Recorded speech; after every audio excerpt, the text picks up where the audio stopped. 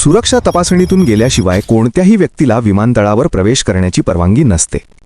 मात्र सध्या सचिन तेंडुलकरचा एक व्हिडिओ मोठ्या प्रमाणात व्हायरल होत आहे, ज्यामध्ये ते कोणत्याही सुरक्षा तपासणीशिवाय विमानतळावरून चालताना दिसत आहेत.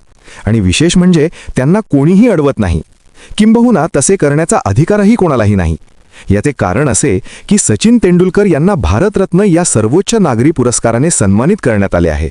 भारतात भारतरत्न पुरस्कारासोबत कोणत्याही प्रकारची आर्थिक रक्कम दिली जात नसली तरी त्यासोबत काही असे विशेष अधिकार प्राप्त होतात जे पैशापेक्षा कितीतरी अधिक मौल्यवान असतात. पहिला अधिकार म्हणजे व्हीव्हीआयपी विमानतळ प्रोटोकॉल, ज्याचा अर्थ असा की विमानतळावरील सुरक्षा तपासणीतून त्यांना पूर्णपणे सूट मिळते.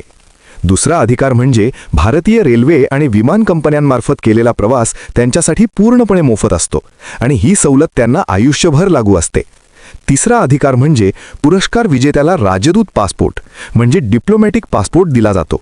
यामुळे जेव्हा ही व्यक्ती जगभरात प्रवास करते तेव्हा परदेशांमधील भारतीय दूतावासांकडून त्यांना सर्वतोपरी सहकार्य आणि मदत मिळते.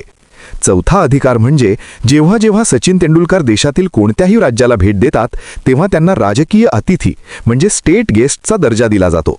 परिणामी त्यांची सुरक्षा पुरवण्यापासून ते निवास आणि भोजनाशी संबंधित सर्व खर्चाची जबाबदारी अशा जवळपास सर्वच जबाबदाऱ्या संबंधित राज्य सरकार उचलते.